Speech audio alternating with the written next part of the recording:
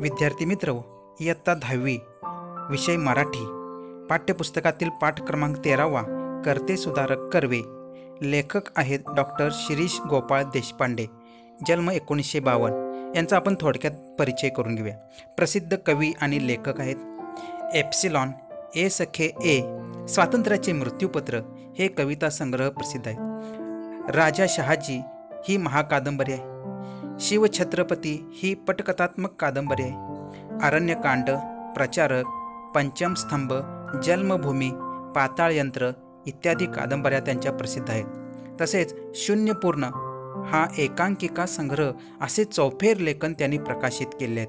महाराष्ट्राबाहेर बडोदा येथील प्रादेशिक साहित्य संमेलनाचे तसेच वणी येथील 66व्या विदर्भ साहित्य संमेलनाचे ते अध्यक्षसुद्धा होते. महर्षी कर्वे यांचे नाव समाजसेवक म्हणून चिरस्मरणीय आहे. कर्वे यांनी आपली सर्व कार्यशक्ती ही स्त्री शिक्षणावरती केंद्रित केलेली आहे. त्यांनी महिला विद्यापीठ ही कल्पना मूर्त रूपात साकार केली. समाजासाठी केलेल्या एकूण महान कार्यासाठी महर्षी धोंडो केशव कर्वे यांना इसवी सन 1958 साली भारतरत्न हा सर्वोच्च नागरी पुरस्कार देऊन भारत सरकारने त्यांचा गौरव केलेला आहे. प्रस्तुत पाठात लेखकाने महर्षी कर्वे यांच्या व्यक्तिमत्वाचा आणि कार्याचा परिचय करून देण्याचा प्रयत्न केलेला आहे. तर आपण कर्ते सुधारक कर्वे हा आपण पाठ पाहूया. एक मुलगी तिचा रेफरन्स दिलाय मी, फार सोबर पद्धतीने दिलेला आहे. मी तिला म्हटलं की तुला शरम नाही वाटत? कर्व्यांच्या पुतळ्याच्या मागे तू रडत बसलीस. तू रडू नयेस याच्यासाठी कर्व्यांनी आपलं संपूर्ण आयुष्य वेचलेलं आहे. काय तुला प्रॉब्लेम आहे सांग मला. आत्ताच्या आत्ता मी सोडवायचा प्रयत्न करतो. ती म्हणे की रडत रडत म्हणाले की 2:30 वाजले तर आता मला काही हे घेत नाही. म्हटलं मग रडायला काय झालं? तुला माझ्यापाशी यायचं. तिथे गेलो आणि त्यांना सांगितलं की वर्गणी काय जमा करायची जमा करून घ्या. कर्व्यांनी स्त्रियांच्या डोळ्यांमधले अश्रू पुसलेत. पण मी तपश्चर्या करून किंवा सचिनरावांनी तपश्चर्या करून किंवा सारंगरावांनी तपश्चर्या करून स्त्रियांचा उद्धार नाही होऊ शकत. कारण आम्ही पुरुषच आहोत. स्त्रियांचा उद्धार जर करायचा असेल म्हणजे कर्व्यांच्याकडून सुद्धा स्त्रीचा उद्धार नाही होऊ शकत. आपण मात्र एक गोष्ट करू शकतो ती म्हणजे पुरुषांचं शिक्षण, की तिलाही आशा आकांक्षा स्वप्न काहीतरी असू शकतात याच्याबद्दलचा विचार करणं. स्त्रियांवरती विनोद असले की स्त्रिया पण हसतात. नाटकामध्ये आपण ज्या पद्धतीचे विनोद ऐकतो बघतो. अरे स्त्रियांवरती जर विनोद केल्यानंतर तुम्ही हसता, मला नाही हसायला येत. विद्यार्थी मित्र, आता आपण कर्ते सुधारक कर्वे या पाठाला प्रत्यक्ष सुरुवात करूया. रेडिओवर रात्रीच्या बातम्यात आले होते की भारतरत्न महर्षी धोंडो केशव कर्वे यांचे वयाच्या 105व्या वर्षी निधन झाले. माझ्या आजोबांचे डोळे टिचले. कळत्या वयात जाणवू लागले की नातेवाईक नसलेले गृहस्थ 105व्या वर्षी जाऊन सुद्धा त्यांच्यासाठी डोळे भरून येत असतील तर त्यांचे कार्य खूपच मोठे असले पाहिजे. पहा या ठिकाणी काय सांगतात. रात्रीची वेळ होती. घरामध्ये रेडिओ लावून लेखक त्यांचे आजोबा ऐकत बसले होते व बातम्या चालू होत्या. आणि यामध्ये एक बातमी अशी आली की भारतरत्न महर्षी धोंडो केशव कर्वे यांचे निधन. वय होते 105 वर्षे. आणि हे सर्व लेखक व त्यांचे आजोबा ऐकत होते. आणि आजोबांच्या डोळ्यात पाणी आलं. डोळे टिचले म्हणजे डोळे भरून येणे. मग कळत्या वयात जाणवू लागले की आपल्या आजोबांचे नातेवाईक नसलेले गृहस्थ 105व्या वर्षी जाऊन सुद्धा त्यांच्या डोळ्यामध्ये पाणी येत असेल तर त्यांचे कार्य किती मोठे असले पाहिजे, म्हणजे ती व्यक्ती किती महान असली पाहिजे. कारण महान कार्य केलेले महर्षी कर्वे आपल्यातून गेले याची दुःखद जाणीव लेखकांना सुद्धा या ठिकाणी झालेली आहे. हे आपणास या ठिकाणी दिसून येते.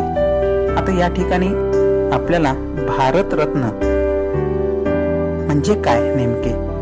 तर भारतरत्न म्हणजे काय ते आपण पाहूया की हा भारतातील एक सर्वोच्च नागरी पुरस्कार आहे. यामध्ये आपल्या भारत देशासाठी जगामध्ये भारताचे नाव लौकिक केलेले असेल असे कीर्तिवंत करणारे लोक ज्यांच्या हातून अतिशय मोठे काम केले जाते अशा व्यक्तीला हा सर्वोच्च पुरस्कार बहाल करण्यात येतो.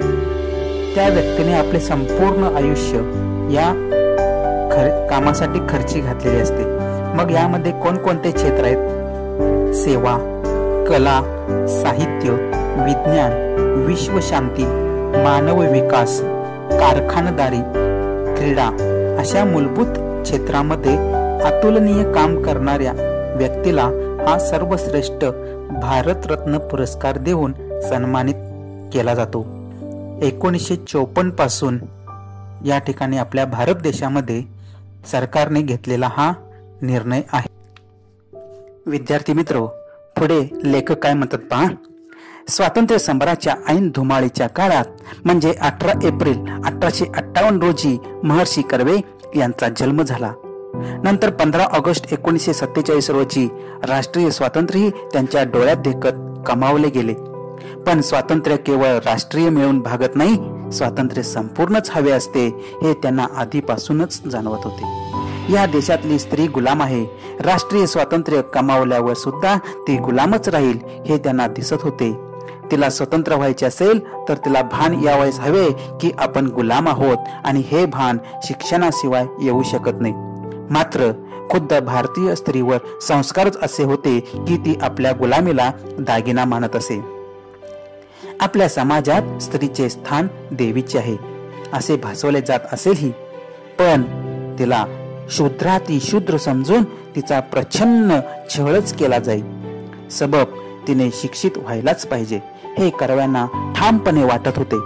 तथापि हे कार्य अतोनात कठीण आहे हेही त्यांना दिसत होते. स्त्रीने स्वातंत्र्य कमवावे असे वाटणे म्हणजे खडकावर डोके आपटण्यासारखे होते. शांत सोशिकपणे सहिष्णु वृत्तीने राहिलो तर हे असिधारा व्रत परिपूर्ण होऊ शकेल याची त्यांनी खोनगाठच बांधली. सावकाश तरी हमखास हे कार्य करणे गरजेचे होते. नुसत्या अडी अडचणी येतील असे नव्हते. संपूर्ण समाजाविरुद्ध विद्रोह करावा लागणार होता. असे केले तर समाज आपल्याला गिळून टाकायला येईल हे कळत होते. पहा विद्यार्थी मित्रांनो, या परिच्छेदामध्ये लेखक काय म्हणतात.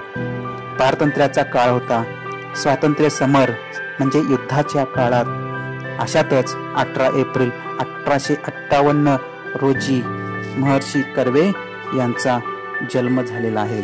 हा जन्म त्यांचा आपण जर पाहिलो तर त्यांचा जन्म रत्नागिरी जिल्ह्यातील शेरावली या गावी त्यांचा जन्म झालेला आहे.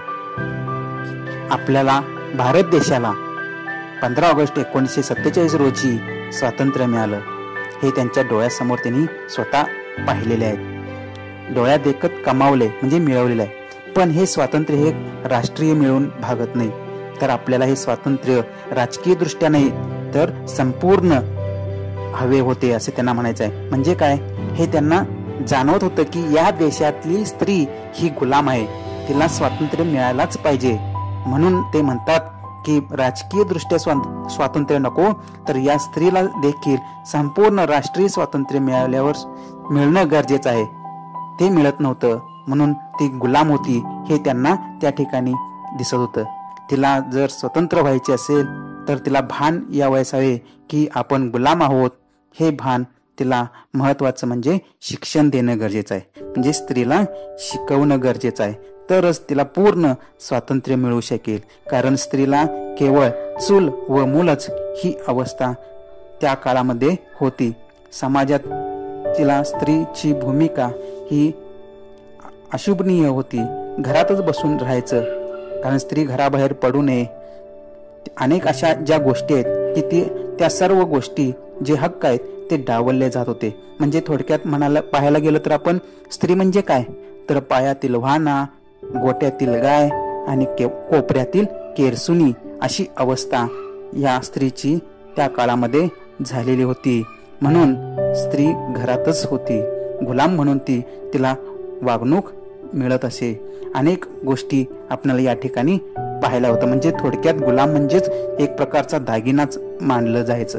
म्हणजे स्त्रीला आपण देवीचे स्थान बसवलं जायचं, मात्र हे प्रत्यक्षात देवीचे स्थान तिला मिळत नसे.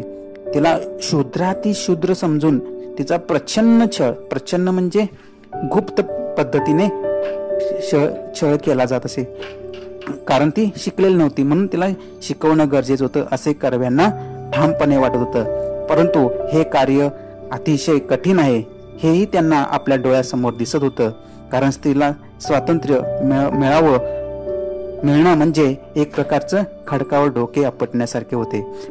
परंतु हे काम शांत सोशिकपणे सहिष्णू वृत्तीने म्हणजेच सर्वांना समान दृष्टीने काम करून घेण्याची ही वृत्ती होती. आणि हे काम करायचं म्हणजे एक प्रकारचं असिधारा व्रत म्हणजे एक कठीण व्रतच होतं. असं त्यांनी आपल्या मनाशी एक प्रकारची खूणगाठ बांधलेली आहे. म्हणजे काय खूणगाठ बांधणे ते वाक्यप्रचार आहे, पक्के ध्यानात ठेवणे. परंतु हे काम करायचं म्हटल्यानंतर अतिशय सावकाश करणं गरजेचं आहे, शांतपणे. मात्र आपल्याला यामध्ये यश मिळणारच, परंतु हे काम करत असताना आपल्याला अनेक प्रकारच्या अडीअडचणी येतील हेही त्यांच्या मनामध्ये होतं. आणि संपूर्ण समाजाच्या विरुद्ध विद्रोह करावा लागणार होता, म्हणजे विरोध करावा लागणार होता हे त्यांना माहिती होतं. असं केलं नाही तर आपल्याला हा समाज गिरवून टाकायला वेळ लागणार नाही हेही त्यांना माहीत होतं. म्हणून स्त्रियांना या ठिकाणी त्यांनी ठरवलं की त्यांना शिक्षण देणं गरजेचं आहे, स्त्रीने शिक्षित व्हायलाच पाहिजे असे महर्षी कर्व्यांना वाटत होते. आणि ते काम ते कशा पद्धतीने करतात ते आपण पुढच्या परिच्छेदामधून पाहूया. लेखक पुढे काय म्हणतात पहा. पंडिता रमाबाई यांचे जीवन चरित्र आणि ईश्वरचंद विद्यासागर यांचे जीवन कार्य यातून महर्षी कर्वे यांना हुरूप मिळाला. ईश्वरचंद्रांनी पोथ्यांचा पिट्ट्या पाडून विधवा विवाह होऊ शकतो हे दाखवून दिले. स्वतः विधवेशी विवाह करून कर्व्यांनी त्याचा वस्तुपाठ घालून दिला. सुरुवात त्यांनी स्वतःपासून केली, म्हणून त्यांना बोलायची कोणास सोय उरली नाही. प्राध्यापक धोंडो केशव कर्वे हे कॉलेजात गणित शिकवत.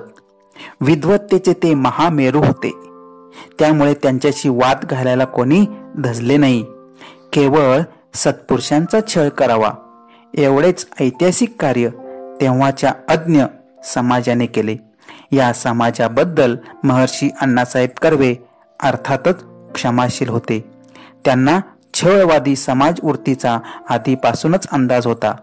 समाजाने केलेल्या धक्काबुक्कीत अण्णासाहेबांचे कपडे फाटत. रोज त्यांना आपला शर्ट नाही तर कोट जिथे फाटला तिथे शिवून घ्यावा लागत असे. फाटके कपडे ते वापरत नसत.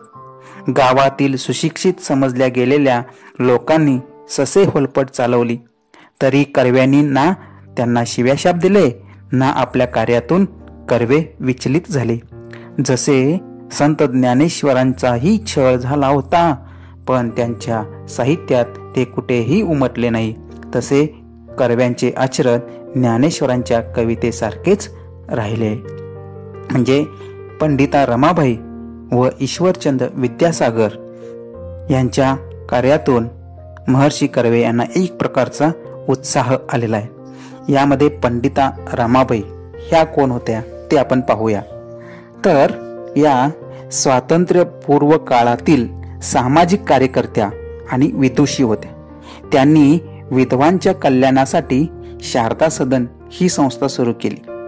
अनाथ स्त्रिया आणि मुलांसाठी मुक्ती सदन या संस्थेची स्थापना केली. त्यांच्या सामाजिक कार्याचा गौरव म्हणून ब्रिटिश सरकारने त्यांना कैसर ए हिंद हा पुरस्कार प्रदान केलेला आपणास दिसून येतो. अशा ह्या पंडिता रमाबाई होत्या. त्यानंतर अनेक जीवन कार्य ज्यांनी केले ते ईश्वरचंद विद्यासागर हे कोण होते ते आपण पाहूया. ईश्वरचंद विद्यासागर हे स्वातंत्र्यपूर्व काळातील बंगाली विद्वान होते. लेखक आणि उदारमतवादी समाज सुधारक सुद्धा होते. विधवा विवाह चळवळीला त्यांचा पाठिंबा होता. पराशर संहिता या हिंदू धर्मातील आचरणाची तत्वे सांगणाऱ्या ग्रंथामध्ये विधवा विवाहाला मान्यता असल्याचा दाखला त्यांनी प्रथम दिलेला आपणास या ठिकाणी दिसून येते. असे हे दोघे जणांच्या कार्यातून स्वतः महर्षी कर्वे यांना एक प्रकारचा उत्साह आला.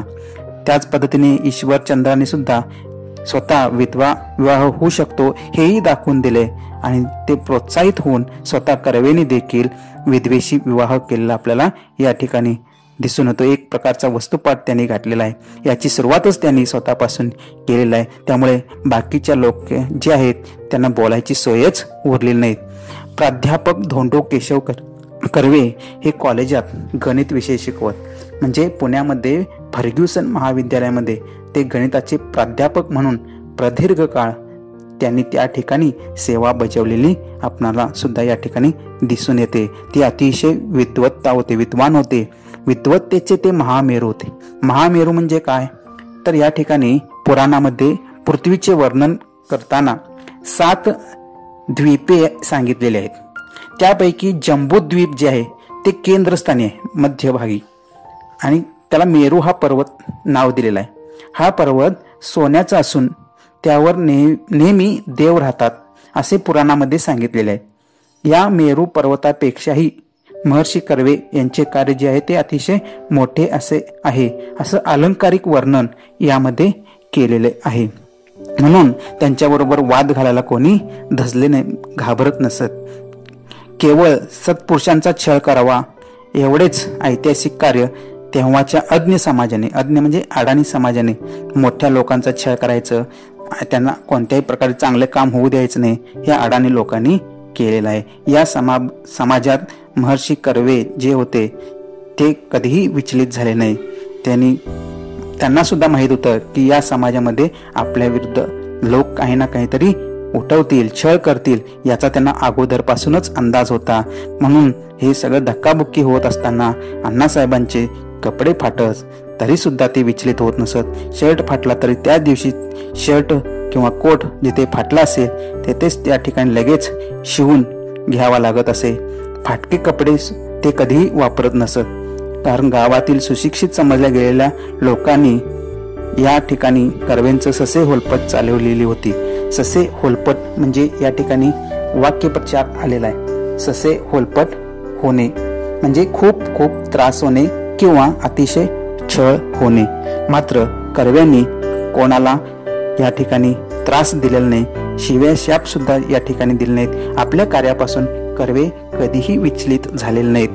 तर जसे उदाहरण त्यांनी या ठिकाणी सांगतात की ज्ञानेश्वरांचं, त्यांचा सुद्धा त्यांच्या काळामध्ये छळ झालेला आपल्याला दिसून येतो. मात्र त्यांच्या साहित्यामध्ये कुठेही ते उमटलेलं दिसत नाही. तसेच कर्व्यांचं आचरण ज्ञानेश्वरांच्या कवितेसारखंच आपल्याला या ठिकाणी पाहायला मिळू शकतं असे या ठिकाणी सांगितलेले आहे. लेखक म्हणतात, महर्षी कर्वे यांनी अनाथ बालिकाश्रमाची मुहूर्तमेढ रोवली.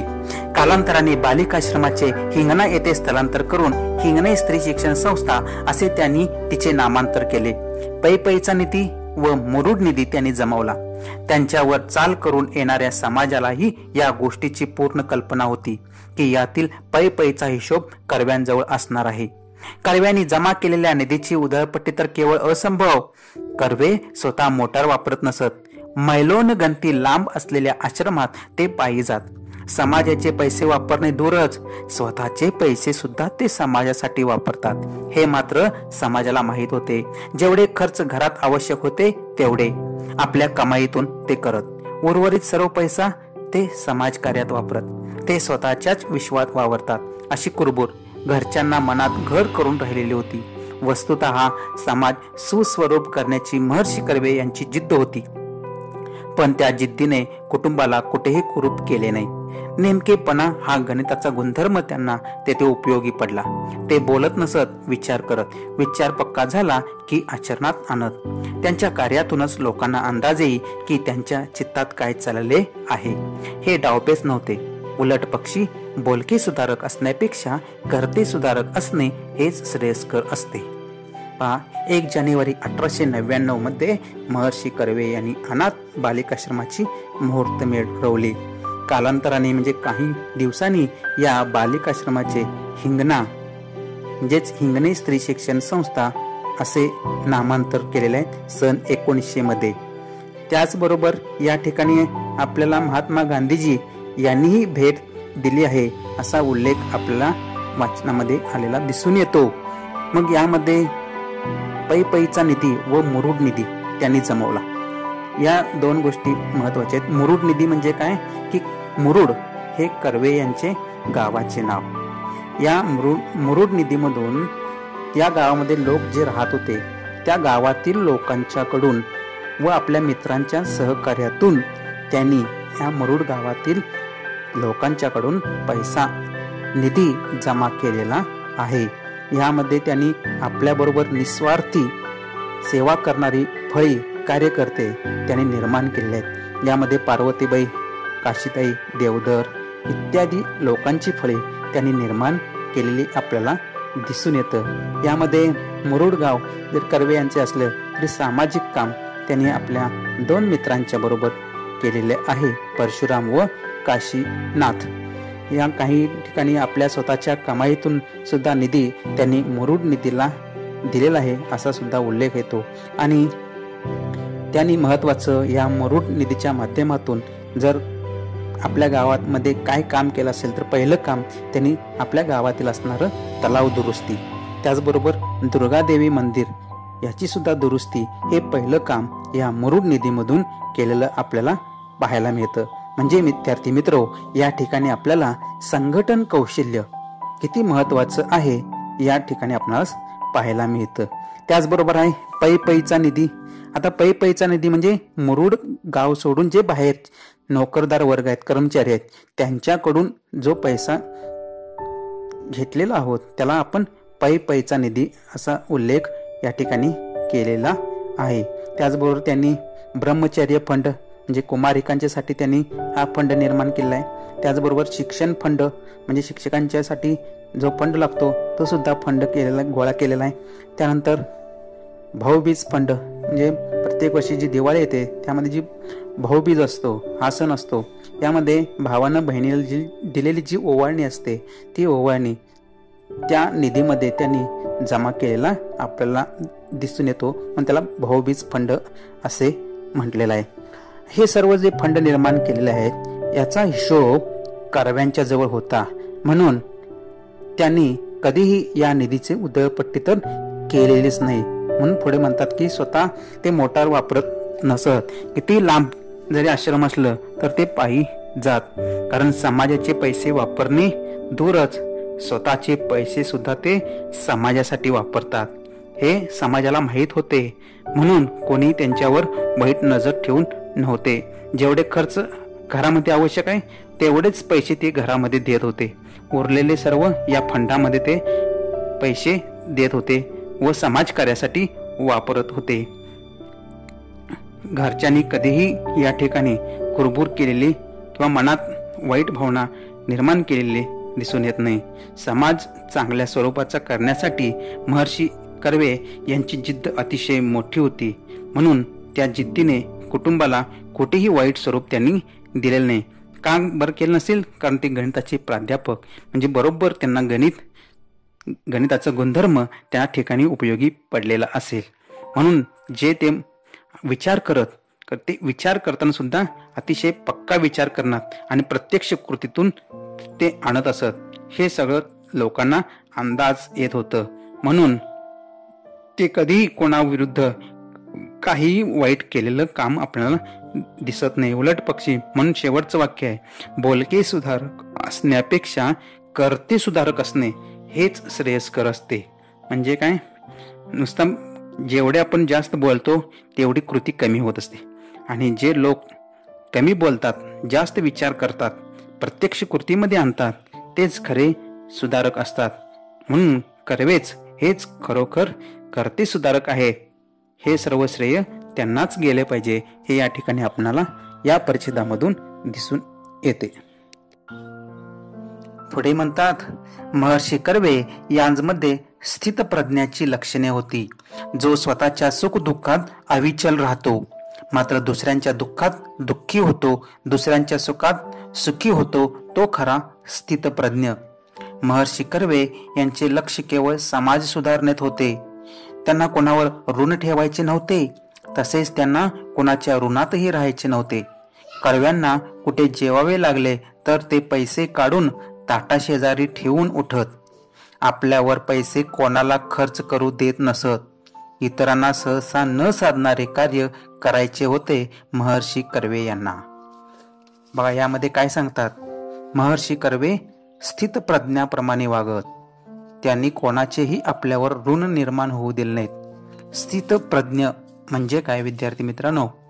स्थितप्रज्ञ म्हणजे ज्या पुरुषांची बुद्धी स्थिर आहे अशा पुरुषाला स्थितप्रज्ञ असे म्हणतात. अशा माणसाला कोणतीही आशा अभिलाषा नसते. तो सदा तृप्त असून सुख व दुःख यामुळे त्याला आनंद किंवा उद्वेग होत नाही. त्याला स्थितप्रज्ञ असे म्हणतात. म्हणजेच कर्वे दुसऱ्यांच्या दुःखात दुःखी आणि दुसऱ्यांच्या सुखात सुखी होत होते. म्हणजेच महर्षी कर्वे यांचे लक्ष फक्त आणि फक्त समाज सुधारणेमध्ये होते. स्त्रियांना शिकवायचा हा एक ध्यास त्यांनी आपल्या मनी ठेवलेला होता. तसेच त्यांना कोणावरही सुद्धा ऋण ठेवायचे नव्हते आणि आपण सुद्धा ऋणातही राहिलेले नाहीत. म्हणून ते उदाहरण देतात की कर्वे कुठेही जेवायला गेले तर जेवण करून झाल्यानंतर ताटाशेजारीच पैसे ठेवून ते उठत असत आणि आपल्यासाठी दुसऱ्याला पैसे खर्च करू देत नव्हते. असे हे कर्वे होते. म्हणजेच हे काम सहसा न साधणारं कार्य त्यांना करायचं होतं महर्षी कर्वे यांना. पुढे म्हणतात, भारताचे अर्धांग जे स्त्रिया त्याच अनपढ राहिल्या तर देश अर्धांगवायू झालेल्या व्यक्तीसारखा होईल. एका बाजूला या देशाला आपण भारत माता म्हणतो, सरस्वतीला आपण वाङ्मयाची जननी मानतो आणि दुसरीकडे स्त्री निरक्षर अज्ञानी ठेवतो. हा चीड आणणारा विरोधाभास त्यांना घालवायचा होता. महर्षी धोंडो केशव कर्वे यांनी जपानच्या धर्तीवर इसवी सन 1916 साली भारतातले पहिले महिला विद्यापीठ 5 स्त्रियांना दाखल करून स्थापन केले. आगबोटीने प्रवास करण्याच्या त्या जुन्या जमान्यात महर्षी कर्व्यांनी जग प्रवास करून स्त्री शिक्षणाचे महात्म्य सर्वत्र बिंबवले. जगभर स्त्री शिक्षणाबद्दल सभा घेतल्या. स्त्री ही स्वाभिमानी असली पाहिजे, ती शिकली पाहिजे, उच्च विद्या विभूषित होऊन पुरुषांची स्पर्धा करू शकली पाहिजे, हे त्यांचे स्वप्न होते. त्यात त्यांना 2 कार्य करावायची होती. एका टोकावर स्त्री साक्षर करणे हे जटिल कार्य व दुसऱ्या टोकावर तिला पुरुषांच्या बरोबरीने स्पर्धेत उतरवणे हे अटीतटीचे कार्य. पुरुष प्रधान संस्कृतीत स्त्रियावरील पारतंत्र्याचे जोखड उकळून टाकावे हे महाकठीण काम होते. गुरुत्वाकर्षणाविरुद्ध पृथ्वीबाहेर पडणाऱ्या रॉकेट सारखीच क्षमता तेथे आवश्यक होती. पहा या ठिकाणी काय म्हणतात लेखक की भारताचे अर्धांग जे स्त्रिया, अर्धांग म्हणजे शरीराचा अर्धा भाग. मात्र आपल्याला येथे अर्थ काय घ्यायचा आहे की भारताच्या लोकसंख्येच्या निम्म्या संख्येने असणाऱ्या स्त्रिया. त्या काळामध्ये स्त्रिया ह्या अनपढ म्हणजे निरक्षर राहिल्या तर संपूर्ण देश अर्धांगवायू झालेल्या व्यक्तीसारखा होईल. मग अर्धांगवायू म्हणजे अर्धे शरीर लुळे पडणे, म्हणजे भारतातील निम्म्या स्त्रिया या निरक्षर राहतील असा अर्थ या ठिकाणी घ्यायचा आहे. आपण म्हणतो भारत देशाला माता असे संबोधतो, सरस्वतीला आपण वाङ्मयाची जननी मानतो आणि दुसरीकडे स्त्री ही निरक्षर अज्ञानी ठेवतो. हा त्यांना विरोधाभास होता, तो महर्षी कर्वे यांना घालवायचा होतो. म्हणून त्यांनी महर्षी धोंडो केशव कर्वे यांनी जपानच्या धर्तीवर 1916 साली भारतातले पहिले महिला विद्यापीठ 5 स्त्रियांना घेऊन स्थापन केले. आगबोटीने त्यांनी प्रवास करून, कारण त्या काळामध्ये दळणवळणाच्या सोयी सुविधा नव्हत्या, अशा काळात महर्षी कर्व्याने अनेक देशात जाऊन प्रवास करून स्त्री शिक्षणाचे महात्म्य सर्वत्र बिंबवण्याचा प्रयत्न कर्वे यांनी केलेला आहे. त्याचबरोबर जगभर स्त्री शिक्षणाबद्दल सभा केल्या. त्यामध्ये त्यांनी सांगितलं की स्त्री ही स्वाभिमानी असली पाहिजे, ती शिकली पाहिजे, उच्च विद्या विभूषित होऊन पुरुषांची स्पर्धा करू शकली पाहिजे, हे त्यांचे स्वप्न होते. पहा काय म्हणतात. आणि आपण इकडे म्हणतो भारत देशाला माता म्हणतो, सरस्वतीला वाङ्मयाची जननी म्हणतो आणि दुसरीकडे स्त्री निरक्षर ठेवतो आपण. मग हे बरोबर नाही. म्हणून कर्वेनी स्वाभिमानी असली पाहिजे स्त्री. ती शिकली पाहिजे आणि उच्च विद्याविभूषित होऊन पुरुषांच्या बरोबर स्पर्धा करायला पाहिजे होतं. हे त्यांचे स्वप्न होतं. आणि यामध्येच त्यांना एक 2 महत्वाचं काम करायचं होतं. ते म्हणजे पहिलं, एका टोकावर स्त्री साक्षर करणे, हे जटिल म्हणजे गुंतागुंतीचे काम. व दुसऱ्या टोकावर तिला पुरुषांच्या बरोबरीने स्पर्धेत उतरवणे, हे अटीतटीचं काम त्यांना या आपल्या काळात करायचं होतं. स्त्रियांच्यावरील जे अन्याय आहेत ते अन्याय त्यांना बाजूला सारून त्यांना या शिक्षण समूहामध्ये आणायचं काम, हे महाकठीण काम त्यांना करायचं होतं. म्हणून त्यांनी उदाहरण म्हणतात, गुरुत्वाकर्षणाविरुद्ध पृथ्वीबाहेर पडणाऱ्या रॉकेट सारखी क्षमता तेथे आवश्यक होती. म्हणजे काय, पृथ्वीच्या बाहेर पडणारे रॉकेट आहे की त्याला पृथ्वीच्या गुरुत्वाकर्षणापेक्षा, जसे की एखादे पृथ्वी आपल्या वर फेकलेली वस्तू खाली येते गुरुत्वाकर्षणामुळे. रॉकेट वर जाण्यासाठी गुरुत्वाकर्षणापेक्षा जास्त शक्ती जर असेल तरच ती वस्तू काय होते, जास्त वर जाऊ शकते. तशीच शक्ती या कार्यामध्ये त्यांना लागणार होते. तसे म्हणायला गेलं तर हे सोपं काम नव्हतं. खरं हे अवघड काम त्यांना अतिशय सोप्या पद्धतीनं करायचं होतं.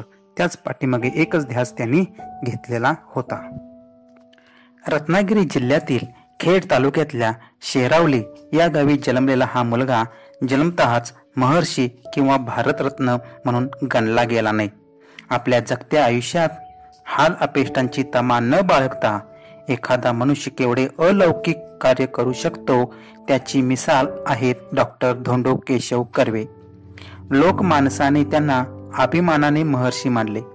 राजमानसाने 1958 साली भारतरत्न हा सर्वोच्च नागरी पुरस्काराने डोक्यावर घेतले. पहा, या ठिकाणी रत्नागिरी जिल्ह्यात खेड तालुक्यातल्या शेरावली गावी यांचा जन्म झालेला होता. मात्र ते जन्मताच महर्षी, महान कार्य करणारे ऋषी किंवा भारतरत्न म्हणून गणले जातील की नाही हे पण त्यांना माहिती नव्हतं. कारण आपल्या आयुष्यामध्ये त्यांनी अतिशय हाल अपेष्टा, कोणत्याही गोष्टीची काळजी न घेता एखादा मनुष्य केवढे अलौकिक काम करू शकतो हे उदाहरण डॉक्टर धोंडो केशव कर्वे यांच्याकडे पाहिले जाते. मिसाल म्हणजे उदाहरण.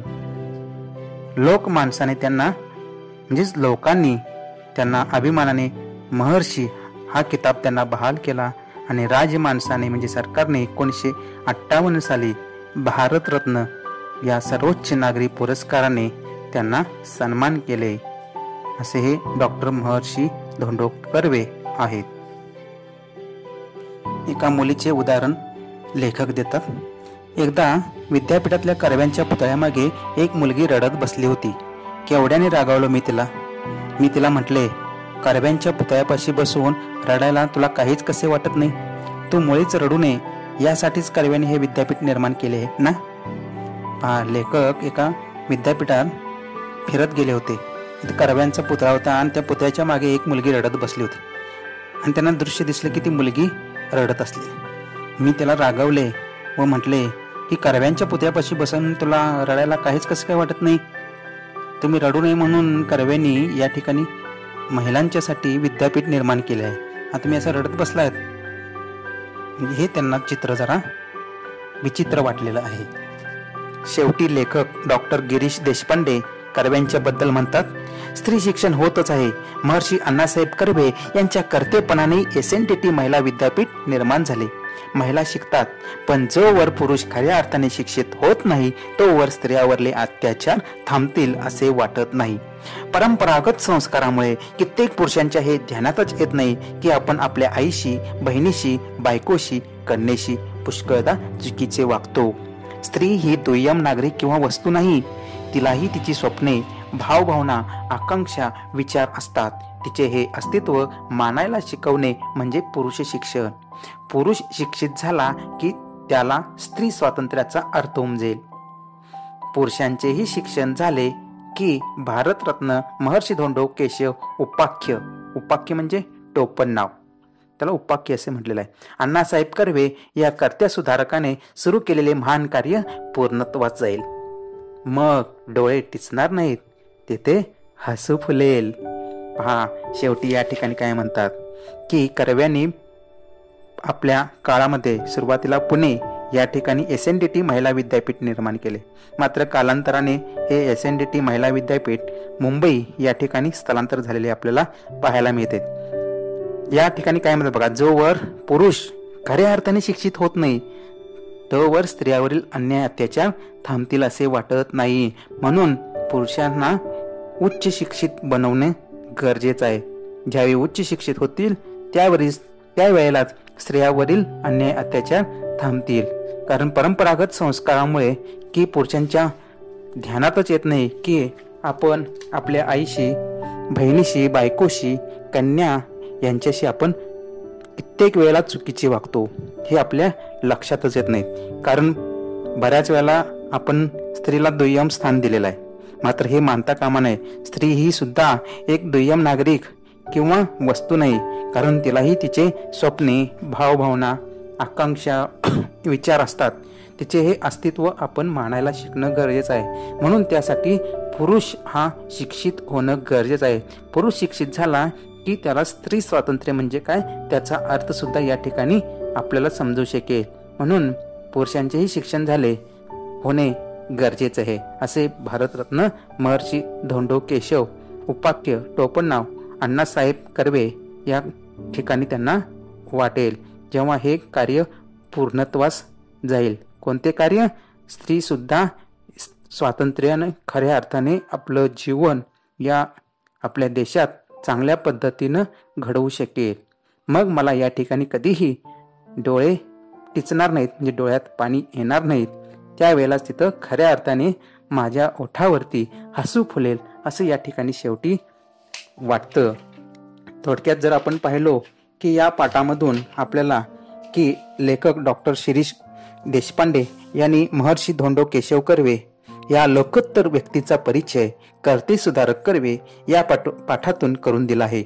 व्यक्तिमत्व आणि कार्यकर्तृत्व यामुळे आबाळ एवढी उंची गाठलेले एक महान समाज सुधारक महर्षी कर्वे यांच्या रूपाने आपल्या देशाला लाभलेले आहेत. बोले तैसा चाले त्यांची वंदावी पावले, ही उक्ती महर्षी कर्वे यांना शब्दशः लागू पडते. स्वतः त्यांनी विधवेशी विवाह करून त्यांनी समाजापुढे एक वस्तुपाठ निर्माण घालून दिलेला आहे. समाज कार्यासाठी जमा केलेला निधीचा पैन पै हिशोब त्यांच्याकडे असे. स्वतःच्या कमाईतील आपल्या कुटुंबाला आवश्यक तेवढी रक्कम ठेवून उर्वरित रक्कम ते समाज कार्यासाठी वापरत असत. दूरच्या अंतरावरील आश्रमात जातानाही देखील मोटारीचा वापर न करता ते पायीच जात असत. क्षमाशील वृत्तीने समाजाच्या विरोधाकडे दुर्लक्ष करून ते अविचल वृत्तीने आणि स्थितप्रज्ञपणे कार्य करत होते. भारतीय समाजाचे अर्धांग असलेल्या स्त्रियांना शिक्षणाचा, आत्मसन्मानाचा आणि उन्नतीचा मार्ग खुला करून देण्यासाठी त्यांनी आपले अवघे आयुष्य वेचले. काळाच्या पुढे पाहणारी दूरदृष्टी ठेवून त्यांनी महिलांसाठी स्वतंत्र विद्यापीठ उभारले. एवढे मोठे कार्य पूर्णत्वास नेताना देखील ते कोणाच्या ऋणात राहिले नाहीत किंवा कोणावर ऋणही ठेवले नाहीत.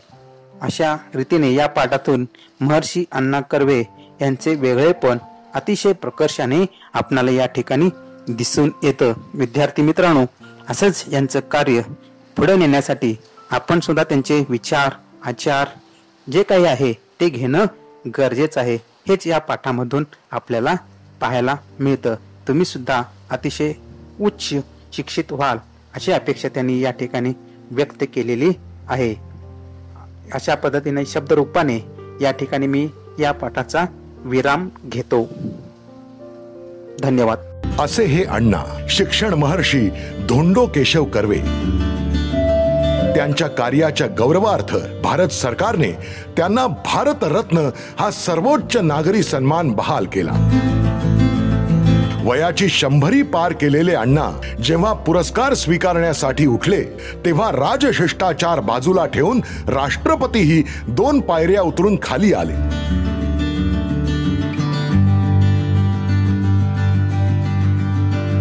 अपार कष्टातून ज्यांनी शैक्षणिक विश्व साकारलं त्या शिक्षण महर्षींचा हा सर्वोच्च सन्मान, अण्णांच्या कार्याचा सर्वोच्च गौरव.